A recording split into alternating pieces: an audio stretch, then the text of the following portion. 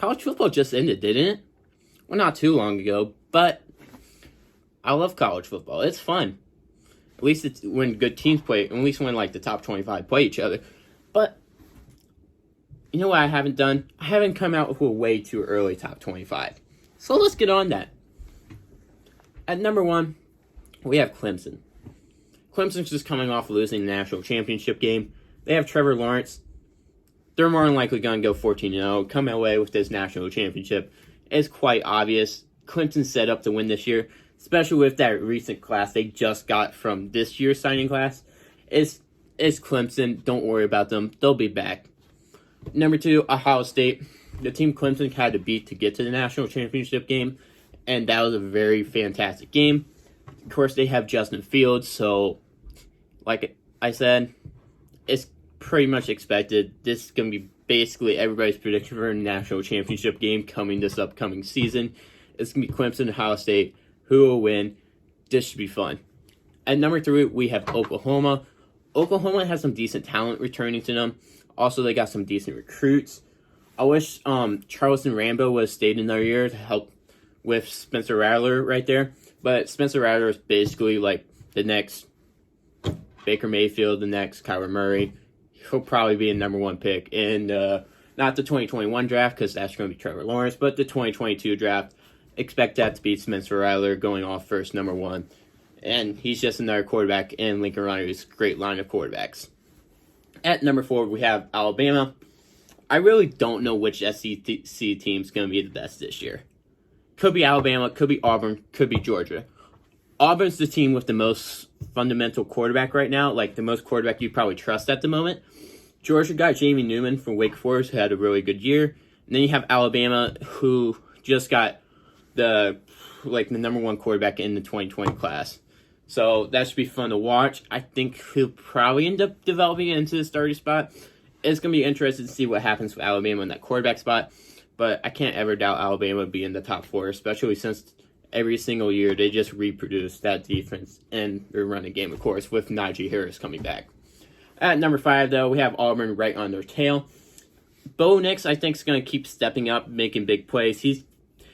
He's probably one of the quarterbacks going to compete with Spencer Rattler for that number 1 pick in the 22 draft class, like I was talking about. But I don't think he's as good. But at the same time, Auburn's also a pretty good football team. If they weren't losing as much talent, I'd probably have them higher. But there's some key defensive linemen. I'm pretty sure like their whole defensive lineman is going leaving this year for the drafts, so that kind of hurts them a little bit. But at number 5 right now to begin with the season, it's not too bad. Number 6, we have Texas. This is going to be interesting this year, the Big 12. I think it's basically going to be the 2 powerhouses going at each other between Oklahoma and Texas, especially since Matt Rhule left Baylor. I don't think Baylor's going to be as competitive now. But at number 6 for Texas, Sam Ehlinger, expecting, I wouldn't be surprised to see like a fantastic year out of him and him to end up being in the Heisman conversation to end out the year. But I expect Texas to have a good year, and they're number 6 in my way too early, top 25. At number 7, we have Georgia. Like I said, they got Jamie Newman, so don't expect them to drop off too much. It's Georgia. They reproduce running backs like crazy. They reproduce that defense like crazy. They reproduce that O-line like crazy. And they just got a and they have that one wide receiver that's just finally stepping up and making plays, who should eventually be a really good number 1 for them in years to come. At number 8, we have Notre Dame. They have a lot of talent returning to them this year, and I don't think they'll make it to their top 4 college football playoffs conversations, as they have a really tough schedule as well. But I think they'll end up finishing this year in the top 10, and I also think they're a pretty good team to begin with. That's why I have them at number 8, my top 25. At number 9, we have Oregon. Probably would be higher, but losing Justin Herbert's just a lot to take.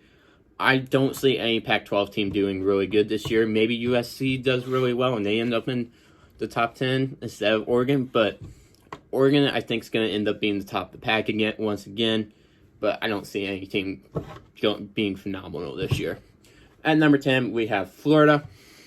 I don't know if this is Kyle Trask last year, but he's definitely going to be the starter, so at least you know that. It's complicated It's just complicated. I don't know what about Florida. They're a team that always seems good, but not good. It's just, I don't know what to think about them. Plus, they just lost Jonathan Grenard and Jabari Zakai. I hope I said that right. But they should be a decent team, and I think I have them starting out in my top 10. At number 11, we have Michigan. Michigan's kind of a complicated one, too. I don't know about their quarterback, but I trust their running back, their offensive line, and their defense. I don't know about their wide receivers. I think are okay, but they're not anything spectacular this year because Donovan Peoples-Jones, of course, left. But expect Michigan to be good once again. At number 12, we have Minnesota right behind them. Of course, if you know, that Minnesota head coach there is building something special.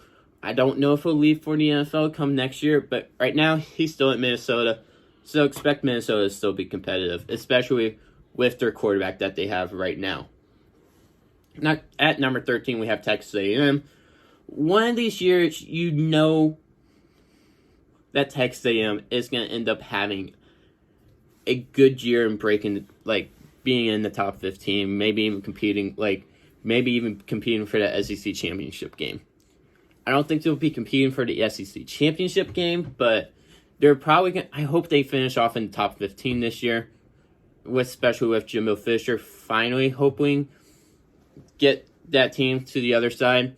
As they keep bringing in recruits every year, it's just a matter, will they bring that talent finally together? At number 14, we have Penn State.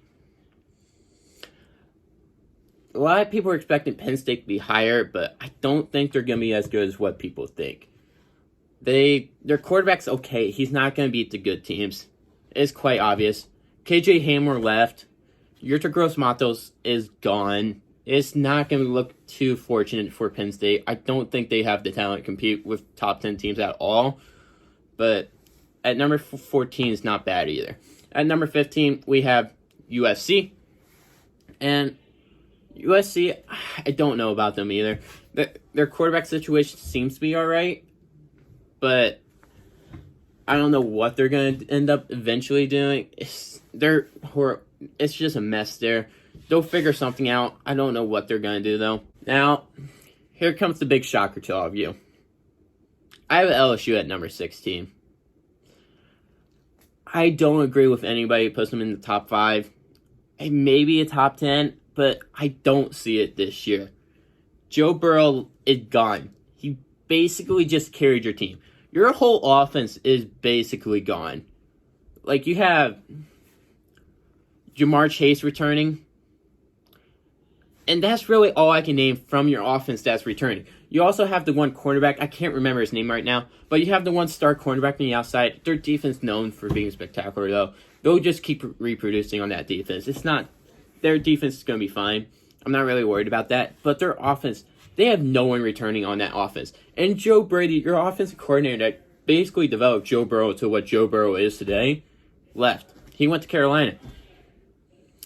I don't see this team being very good, especially without a quarterback that's had playing experience before. I don't see them being a college football playoff contender. Maybe next year or the year after that.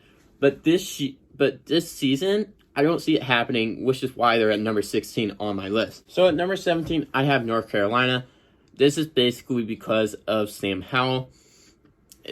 Basically, college football, if you have a good quarterback, usually your team plays pretty well, especially in that ACC division, which is pretty weak.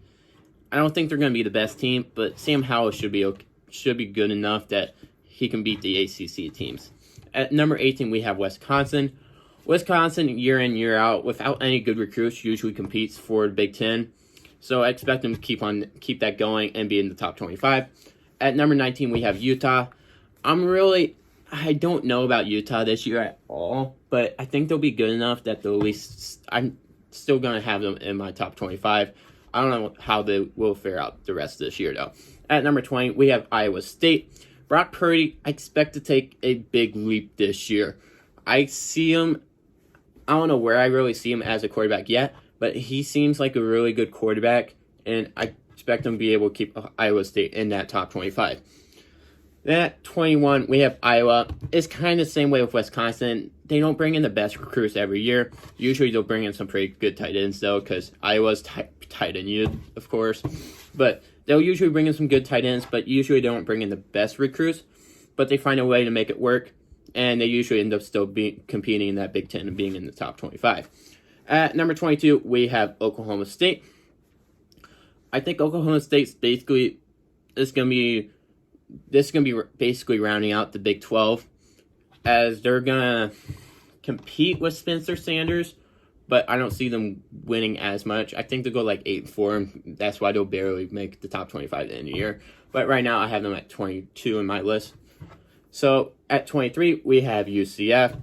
It's just the basic American Athletic Conference top 25 team.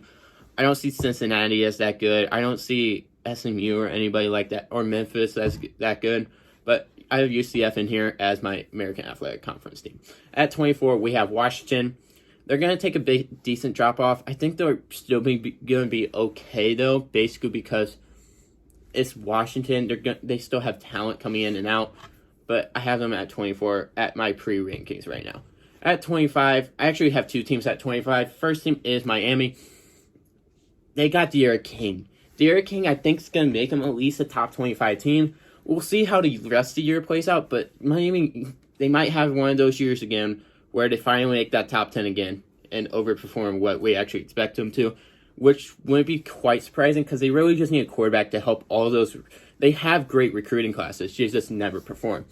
Then my other 25 spot, we have Tennessee.